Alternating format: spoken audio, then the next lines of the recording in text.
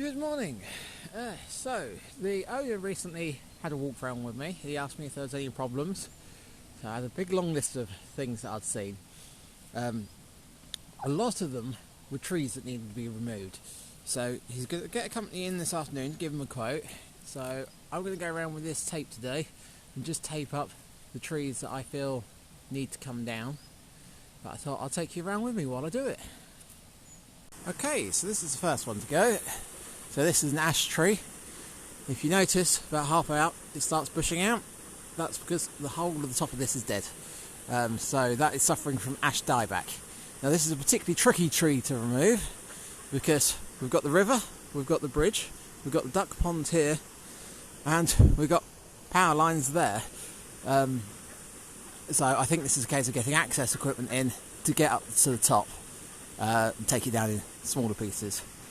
If they're getting access equipment in, I've also marked that ash tree over there because that's suffering as well, and it's easier to get them both done while they're here.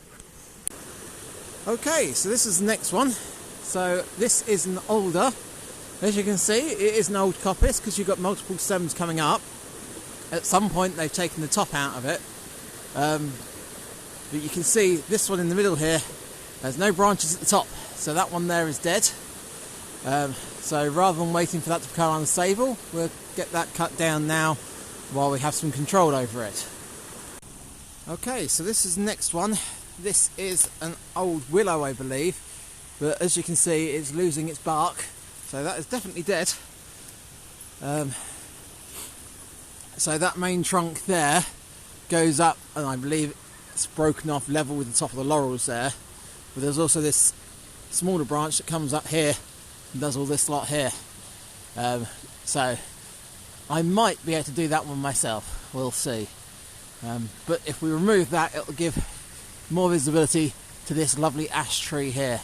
So that would be nice if we can do that. Okay, so we've got this conifer here, which again has completely died. Now I don't know if this has been affected by the wire going around it, or I believe there's also a fungal thing that's affecting pine trees. But yeah, that needs to come down. Also, we've got this willow tree here, which is slowly falling down. Now it doesn't necessarily need to go, because it is alive, but if we were to take this branch off up here, and this branch off here, that would remove a lot of the weight from this side, and possibly stop it from falling over. But that would also mean you'd open up the view to this wonderful pine tree up there, which you just can't see with all this stuff in the way. So that'd be nice if they were out the way too. Now I've put this tape on the gate here to remind me of that holly tree. Now the tree itself isn't dead, but it's really not in good condition. So it's already putting shoots up from the base, so if we were to remove that, you wouldn't lose the tree, you'd just end up with a smaller one. Now the owner is thinking about what to do to this enclosure. As you can see, it is in really bad shape. A lot of customers don't like it because of the net over the top. So while we're redoing this enclosure, then obviously that would be a good time to get this out. We wouldn't want to leave that, do an all nice new enclosure, and then have that tree fall down on top of it. So this will be a good time to get that one out. Now this one here I'm not going to mark because I will be able to do it myself. And this is one of those situations where, because the owner doesn't like trees being removed, you've end up with more problems. So in here, this large trunk here is an Acer. Absolutely wonderful tree, it gives lovely autumn colour. You've got a yew growing at the bottom of here, which isn't too bad. You could probably prune that into a nice little bush.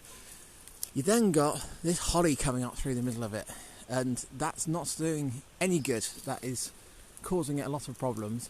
You've also, you can see that hairy root that's growing up the side of it. That's ivy, so that's adding a lot of weight right up the top there. So that ivy needs to come off as well. So that's one on my list. So I don't need to take that because I'll remember that. Right, the next one is this one here. If you can't see it, let me just stand back a little bit. Yeah, maybe a bit further.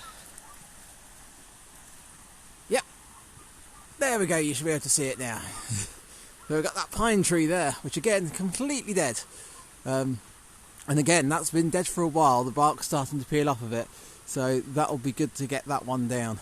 Now that one might be able to be felled this way.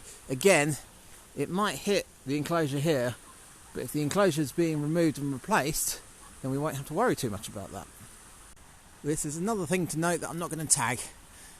We've got this absolutely wonderful silver birch tree here, but again it's starting to get swamped with ivy in the middle there, so I need to try and kill that ivy off. Okay, so I've put a band around this alder here, so as you can see the top of it has died and broken off. Now I'm going to see what the tree surgeon says about this one. Now I think it's leaning that way, so personally I'd like to leave it because I don't think it's going to interfere with the customers, and it is good to have some standing deadwood because that allows the beetles to get into it. It's a different habitat that encourages things like woodpeckers, so it is useful to have some standing deadwood, but obviously you don't want it to be a danger.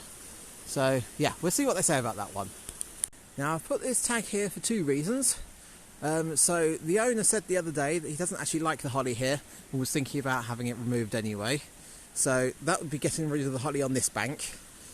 Over on the other bank you've got a few hollies which would be nice to just trim and keep as a hedge over there. But you've also got this willow tree that's growing up through it, and I don't know if you'll be able to make out, but I can see quite a lot of rot in the middle there. So it would be good to get rid of that willow tree as well. That would also give more space for that ash tree that's going up through there. Okay, so this is the next one. It's an alder that's leaning over the river here. Now, I don't want to remove this branch entirely. You can see there's a Y there, and it's the one that comes off over this side that I'm more concerned about. Because where that branches off at the base there, that's going to be a weaker connection, especially being so close to the water. So it'd be nice to cut that there and take all that weight that's hanging right over the path off and leave this shoot to grow and the tree to carry on. Again, that would also allow a lot more light into this area, so the plants on the edge here would do a lot better for that. So I've just marked this one as well. I'll probably do this one myself. It's a willow tree that's overhanging the river. Now it's not a problem that it's overhanging the river. The main problem is the base of it here. As you can see, half the trunk's actually missing. So that shouldn't take too much for me to take that out. Right, so this is another section that I've discussed with the owner about. I'm not going to bother marking it because I'm going to do it myself. So there's a lot of rhododendron in here, and this is the invasive rhododendron. I can't remember the name of it off the top of my head at the moment, but it's one with the purple flower. And basically everywhere it touches the floor it just sprouts and grows into another plant. So my main bit would be in here. So if we were to remove a couple of these branches off the yew tree here and take this rhododendron back down to the base, it'll all sprout out and grow again. It's not going to kill the plant. But you can see there's water through there. This is the bottom lake, and that's actually an island in the middle of the bottom lake. And just by trimming a few of these rhododendrons back, you'd be able to show off that as an island. And again, this branch that comes up over here is sort of laying over there, and it kind of blocks everything off. If you were to take that out, you'd have a nice view down through there. You'd be able to see the trees a lot easier, and you wouldn't be distracted by this. And then you might notice things like that silver birch over there, which is absolutely fantastic. Talking about silver birches, there's a couple more here as well. So underneath all this rhododendron, you've got this one here, which has these fantastic cartilation base to it, and then that one over there, which is all lumpy. It's really interesting to look at. But again, this could be trimmed up back here, and you'd be able to see up and actually see these a lot easier. So I've just marked up these two. So this one here is a dead oak tree, and I've been keeping an eye on that for ages because, like I said, I do like to have standing deadwood because, as you can see, you're starting to get the beetle holes in here, so that'll encourage the woodpeckers and everything in. Only problem is that holly tree that was up the side of it fell over the other week, and I'm pretty sure this oak tree is now leaning towards me. So the last thing we want is for that to fall over on a customer. So I think both of those are going to have to go. And obviously the holly tree is squashing the neighbour's fence, so that's definitely going to have to go. Okay, so I've put a tag in here to try and clear some of this mess up. So you've got a willow tree here that's come down. So this section here, just beyond it, there's a field. And when the wind's blowing in a certain direction, it can get really strong through here. And this hedgerow is fantastic at blocking the wind. So we don't want to thin it out too much. But obviously that willow tree, where it's got quite tall, has just blown over. Now if we were to cut that down, being willow, it will sprout out. So more than likely it will just sprout out from the base again. So that'll be good. That will allow more light in here, and it'll just make it look so much nicer.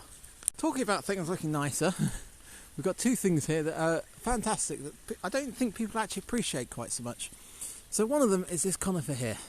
So it's got this wonderful large base to it and the multiple stems going up, and I just love that tree. But yeah, the other one is actually these two hollies over here. Now hollies themselves aren't that impressive, but hollies come as male and female, and we've got one of each here. So the one on this side is the female. So in the autumn and winter, that is absolutely smothered with red berries. But the one just next to it gets nothing at all, because that's the male one. So yeah, I always think that's quite interesting to see. There's that silver birch from a different angle over there. And you can see where the water goes in through there. So it wouldn't take much just to trim those rhododendrons back and actually have that as a passageway through again. Right, so I've put a piece of tape on this one here. To be honest, if I was to put tape on every tree I want to remove here, I don't think I've got enough tape with me. Now, it's not that I'm against trees going sideways. I do like leaning trees. I think they're very architectural. The problem is these are willow, and a lot of people refer to them as crack willow because they are absolutely rubbish, and they just crack and split and fall over whenever they feel like.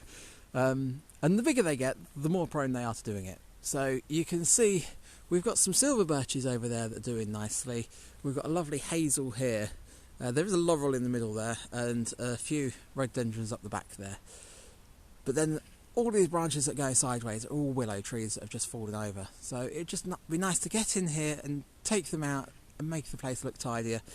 Now there are a few that I'd like to leave in a way, because this branch here with all that moss on, it looks absolutely wonderful. Little fairy tale look to it. My concern is that this bit up here, it's already destabilised at the base there. That then gets heavier, and then all of a sudden that falls this way onto customers. So it's easier to deal with it while it's small. So yeah, there's also a couple of larger ones there that I'm going to put some more tape on. Okay, so I'm down at the base of these two. I've just put tape on this, but that also includes those ones over there. But you can see what I say about the cracking. So that crack goes up there, and it just carries on up there. So that half of the tree is just going to split off, and that's what's leading towards the training pool up there. And again, as this tree's grown larger at the top, the weight of it's just pulled it over further and further. So bits that I've trimmed previously going, that will be above head height, are now hitting you because the tree itself's come down. So I'd rather just get rid of this tree and plant something here that will be more suitable for being here.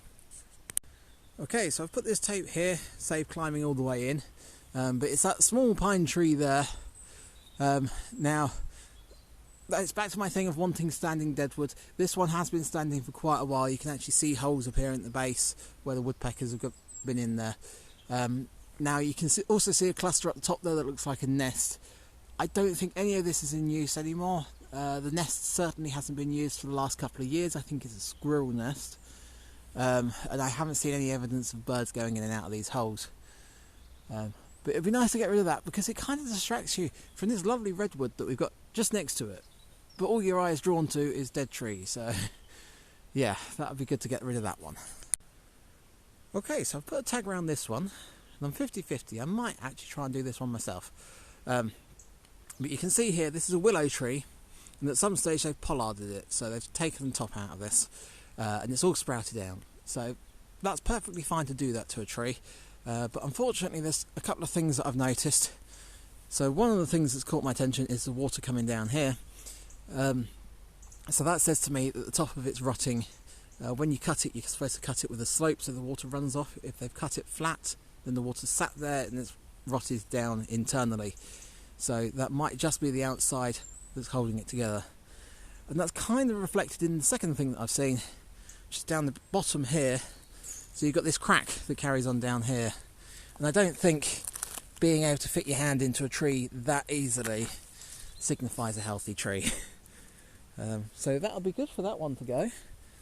And again, when that's in leaf, you can't see up there so easily, but that will give a lovely view to that redwood when it's gone.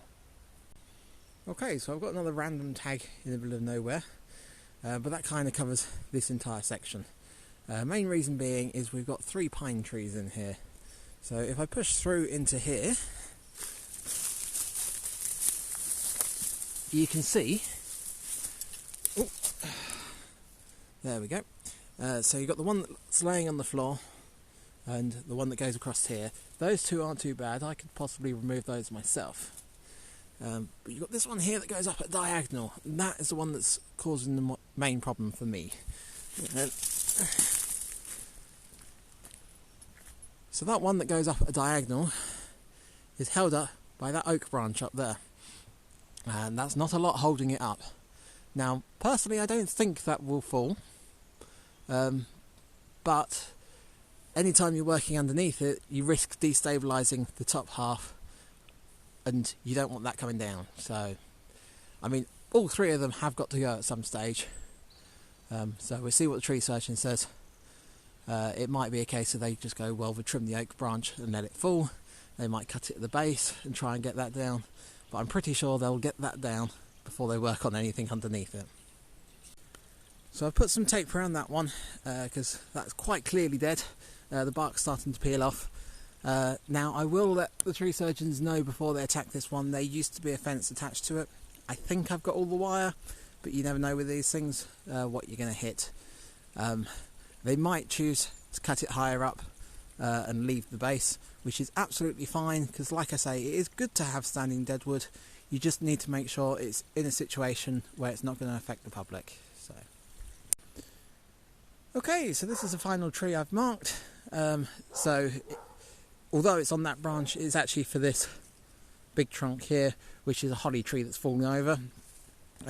So I think this was a combination of the soft ground and the ivy growing up it. It's just got too much for it and it's gone over.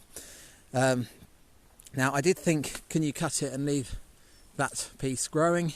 But that's already on a piece that's at an angle. So you might be able to leave this thin one here, but you're better off removing it and allowing it to regrow from the base, and have something a little bit more stable and a little bit more attractive.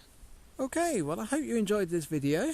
Now obviously every tree that I've tagged doesn't necessarily mean it's going to come down. I think the owner's probably going to say I've put far too many tags out, but I feel there's a need for every one that I've tagged.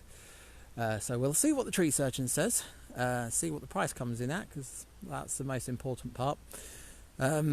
But yeah, by having those down, it'll allow us to appreciate some of the larger trees that we have dotted around the site, because they are just wonderful and they're getting shaded out. But yeah, so there's plenty of smaller ones that I will be doing in the meantime. So I shall end this video here, and I shall see you later.